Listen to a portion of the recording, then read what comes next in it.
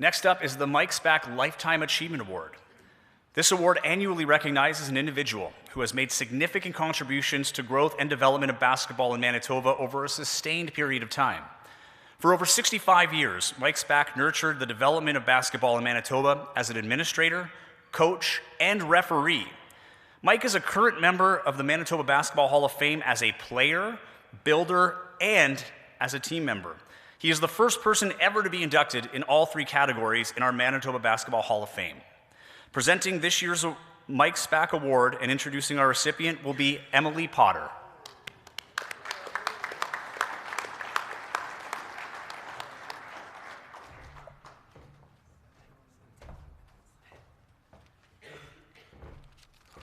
Finally. Okay, I've been waiting for this the entire day. You guys should have put it first, and then I would have been a lot less nervous the whole day, but I'm here. Okay. I would first like to congratulate everybody here who is a graduating All-Star and received all the awards. You should be very proud, and you should also thank your coaches for all the time that they put in to give you the opportunity to be at this level. I know my coach played an instrumental part in my development as a basketball player, and he is who I have the honor to talk about today.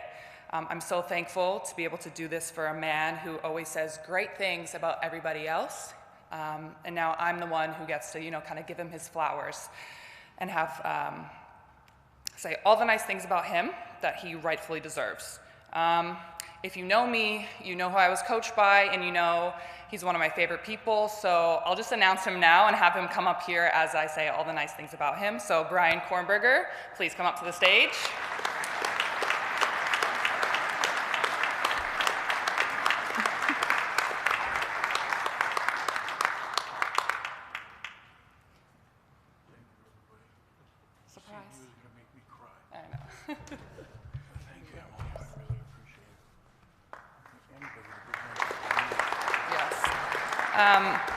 Adam had reached out to me to do a little video for his awards, this award today, and I was like, actually, you know what? I'm going to be in the city. Like, there's no way I can't not present this award to Mr. K.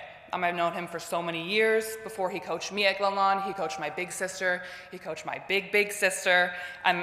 He was the man at Glenlawn for decades in women's basketball. And even before that, he coached JV at Glenlawn with my uncle. He coached at Hastings Junior High Boys. He coached my uncle and my dad. Like my siblings, he grew up in St. Vital. So basically, if you grew up in St. Vital as a basketball player, especially a female basketball player, you know who this man is. Whether he coached you or coached against you, he would get to know you and he would remember you. He's had great success as a coach with multiple provincial championships and so many seasons at the top of the SCAC League as well. I was lucky to be a part of some of those super successful teams during my high school career, and I could talk about those wins and accolades for a long time, but I want to talk about a few other things, and it's kind of the reason why that I think Mr. Kornberger is set apart. One of my favorite things about Mr. K is that he always has a story to share when he sees someone that he comes across in his coaching career. Whether you are a player, manager, coach, he always went out of his way to say hello. I still get text messages from friends and former teammates who are now coaching around the city, and they'll tell me they've run into Mr. K, and that man is always up for a chat. It's that impact off the court that I will always remember. Just those small moments of making other athletes feel seen, sharing a memory that he has of them from the days that they did play. It lets people know that they matter. Besides how great of a person Brian Kornberger is, he has always been a student of the game. He's always trying to learn more about the sport from the junior high level all the way up to the NBA. He has watched it all, and he wanted to and has learned so many different skills, techniques, and tactics. I don't know if it's my favorite, but we ran, a nice wheel offense when I was in high school as well. He also regularly attended clinics, and he has spent so much time giving back and attending other people's camps to help out. He loves the game, and he might talk for an hour each practice about basketball if you let him. There were times when I was high school, we kind of had to cut him off and be like, okay, Mr. K, we gotta run around now. We gotta do a little bit of practice. It's that love for the game that has led him to invest so much of his free time giving back to the basketball community. He has impacted hundreds of athletes, and I'll speak on behalf of all your former players when I say thank you for all the hours and the effort you put into coaching. Thank you for everything you've given to your players and in turn contributed to the game in Manitoba. Not only did your efforts help us on the court, but through playing a sport in high school and being a part of a team, we learned so much about teamwork, leadership, and being a part of something bigger than ourselves. Those memories can be some of the most cherished as we look back on our times in high school. We have you to thank you for all the time and sacrifice you made to give us that space and to be there for us so often. I cannot express how impactful it is to have a coach that truly cares about you. I know it's made a world of difference for me. I'm just so thankful that I can be here to present this to this man and that I was coached by him. He's such a caring coach and one of the kindest people I know as well. I know that kindness for and love for the game will never waver, and even though he is no longer coaching at Glenlawn, his coaching legacy is cemented today with this recognition. I really don't think athletes sit back and think about how much time and energy that goes into being a coach. I know I probably don't do that enough. Multiple 3+ practices a week, the league games, the tournaments every weekend. And yes, all the athletes have to show up to those as well, but it's the hours outside of that goes into building a practice plan and really trying to maximize what talents your team has. It's a lot. And then I think about Mr. K, who's been doing it for 40 years. And I know personally he has never needed any recognition for it. He did it because he loved it. But yeah, he really does deserve the recognition and spotlight today. I could talk for a very long time more about Brian in true Brian Kornberger fashion, mostly about everything this man has done for me, but I will mention just a few things before I wrap up. He opened the gym for me every single morning before school. He came in, unlocked the door for me, and rebounded for me every single morning. I had just gotten cut from the national team, and for my last 2 years of high school, he was there every single day to open the gym for me. And not just for me. I would get in there and I would shoot, but any person that wanted to come in there and shoot in the morning, whether you were a basketball player or not, he was there. He traveled to see me play in college in my senior year. And even when I was in high school, he promised me he would do that, and he held up on that bargain. I'll end with this. I know so many players would not have reached the heights that they did in sport without you. And for myself personally, I wouldn't be where I am today without you. I'll try not to get emotional. You truly never know who you can have an impact on. But just know that you've impacted countless people in a positive way. Thank you. I love you. And everybody, please congratulate Brian Kornberger and give it up for him.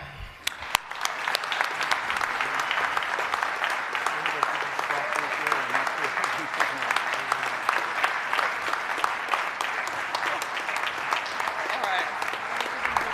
Yeah.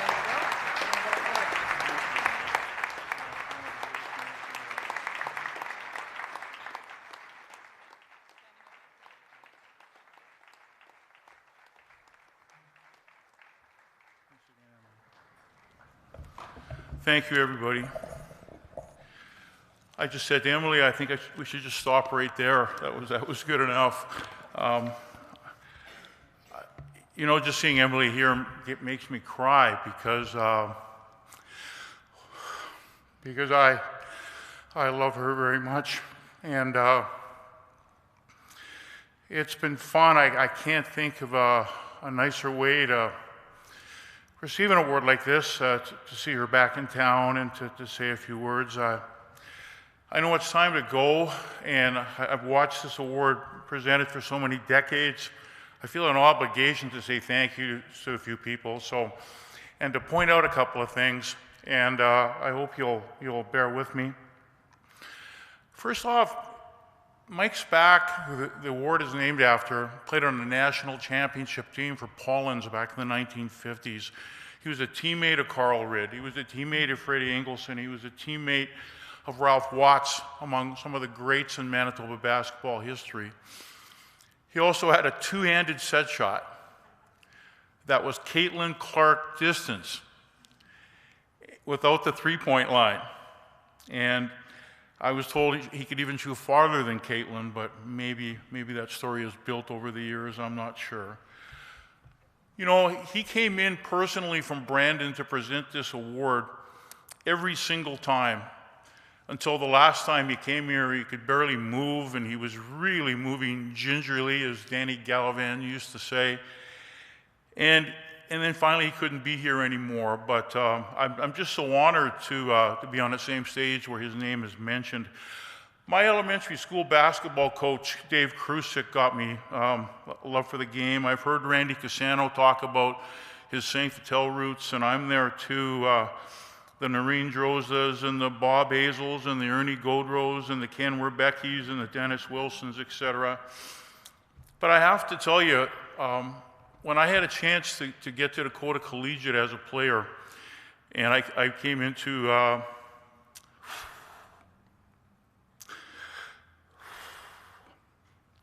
Emily did this to me. I still haven't recovered yet. When I met Dale Bradshaw at Dakota Collegiate, he was my high school coach for 2 years. I fell in love with basketball. Dale was the best game coach and the best people coach I ever remember and still have encountered to this day. Over 100 of us, he coached about 240 players in high school at Garden City in Dakota, and over 100 of us have coached. That's a great record. It's about 50% of us went on to coach. And no matter who it was, any one of us, when we went on to coach, you know, if it was a big game, you'd see Dale sneaking in the side of the gym and going up to the top of the stands just so he could be there to support his boys all the time.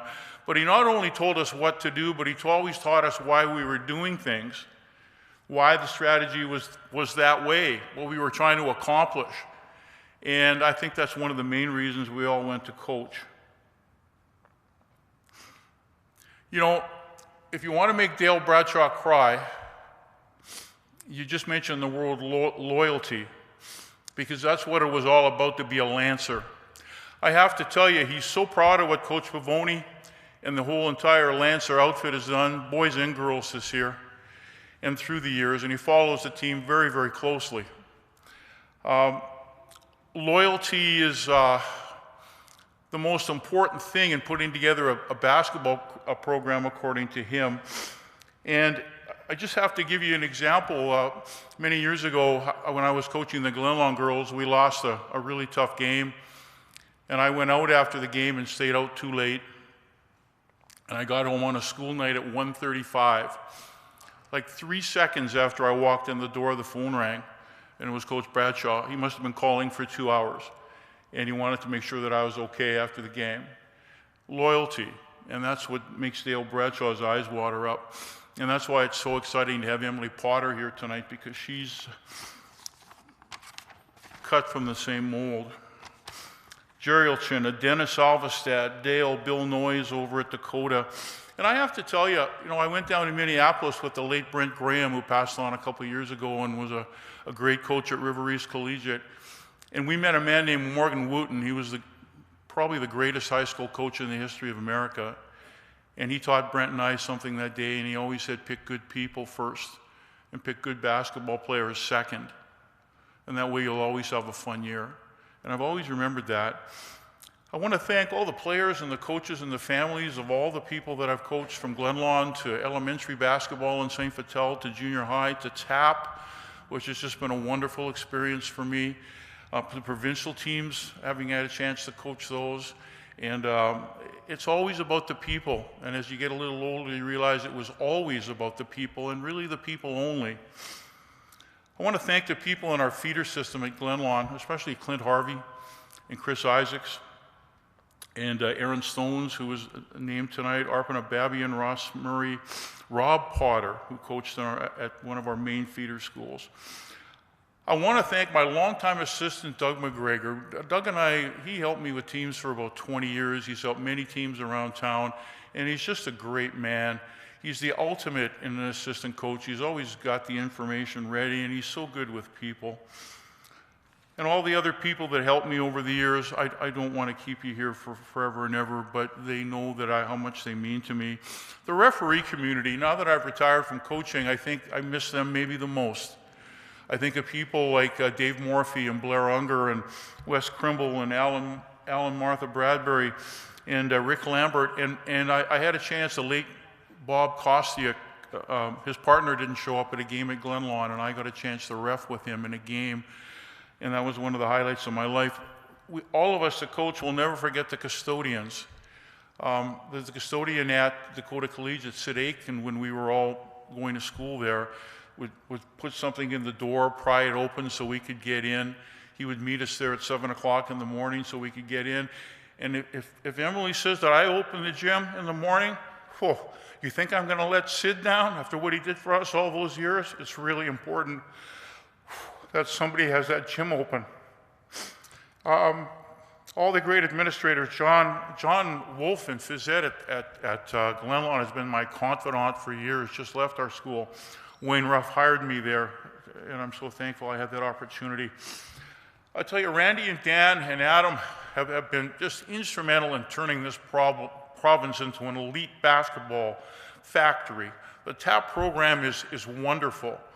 And not only when they pick people in the TAP program, and there are other great clubs in this city, you're terrific too, and we've played you, but the people in the TAP program are good people and from great families, and it's just been it was just an honor to be involved in that program. And I must share one little thing with you about Randy Cassano. I was in grade 6 and I was playing for an elementary basketball championship in St. Vital, and he was in grade 12 at Glenlawn. And the championship game was at Glenlawn. And I was in grade 6, he was grade 12. And we lost a tough game, and I was crying in the dressing room after. I was really disappointed. But I knew who Randy Cassano was. And he came into the locker room at Glenlawn, his high school, and he saw me sitting there kind of dejected, and he said to me, hey, you get out in the court this summer and put in the time. The guy who was the star player on the other team puts in a lot of time. You put in a lot of time, and if you do that, you're going to be really good. And it changed my life because it made me a hard worker. And I owe so much to Randy for taking the time. What kind of a high school grade 12 guy would walk into an elementary school team's locker room to see if anybody needed a bit of a boost? Are you kidding me?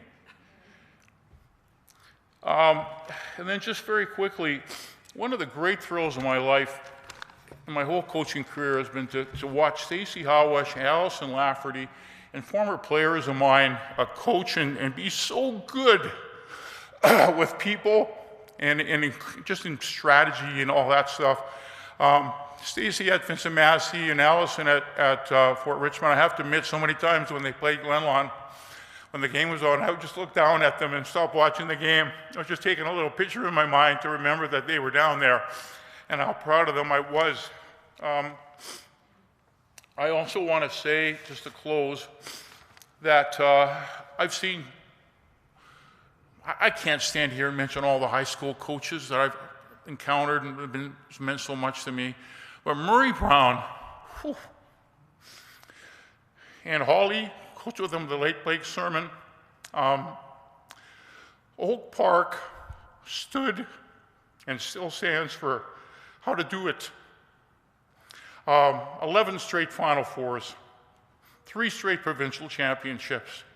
But it didn't matter whether Oak Park was down by 30 or up by 30. They always played the same way. The ultimate compliment to any team is when somebody walks into the gym and they can't tell what the score is by watching what your body language is with your team. Oak Park stands for excellence, and Murray's team pushed our team to be the best we could be all the time. I witnessed maybe as good a high school team as there ever was in high school basketball in 1988 that Vincent Massey and my good friend Dave McNabb was coaching that team. And they made sure that we practiced so hard so we could even be on the floor competing with them. Arlen Filovich was a member of that team. And I'll close with this for you. Also the people out in Brandon, Stu Farnell and Mike Hill, the coach at Massey. Eric and Paul with Dakota. I've been doing this for a lot of decades, and I've seen some really good talent come through. But I can say from watching the games the last 3 years that what you did was took really good talent and kept improving week by week and month by month and season by season. The best talent doesn't always win, but your talent improved as much or more than anybody over the past few years. You know how to coach, and you run a great program, and I'm really, really proud of all of you people.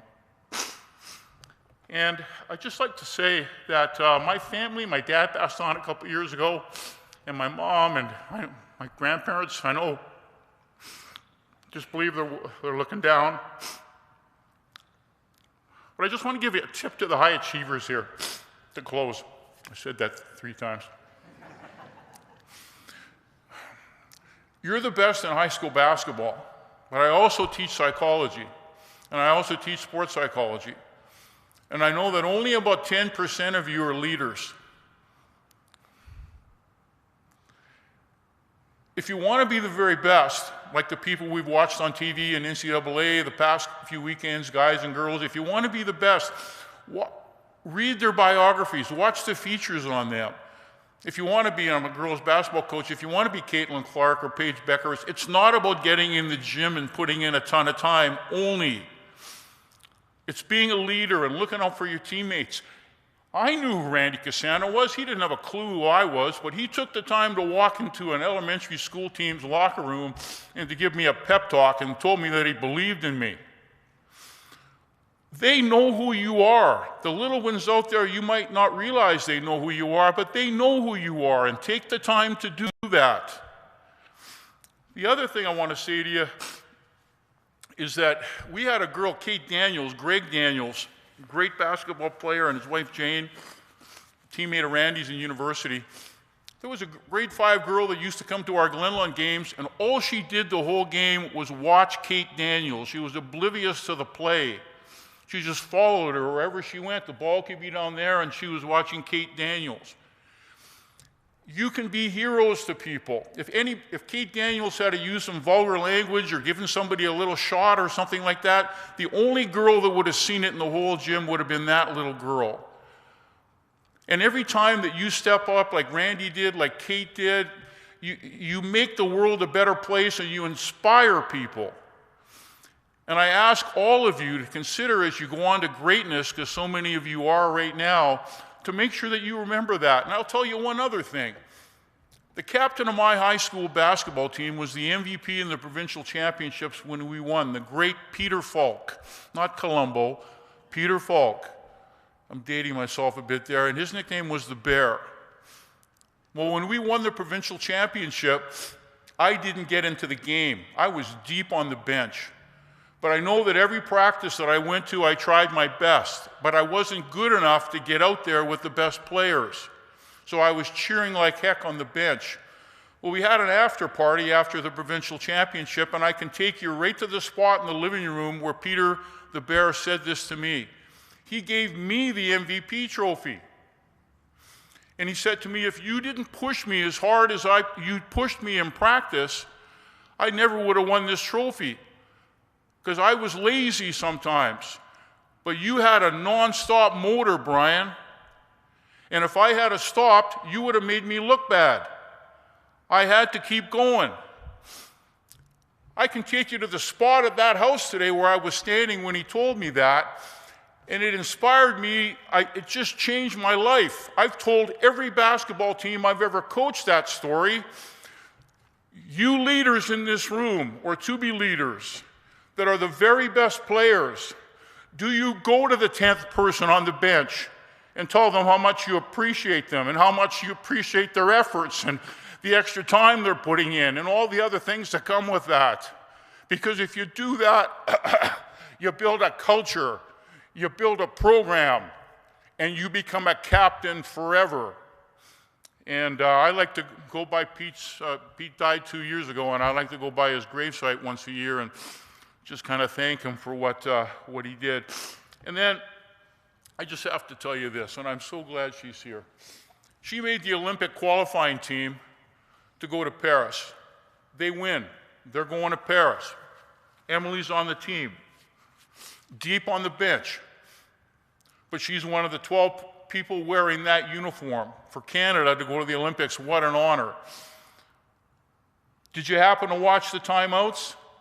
How active she was, how supportive she was, how somebody that maybe had had a tough shift would want to come and sit beside Emily. I was watching all that stuff because she would have a kind word for them.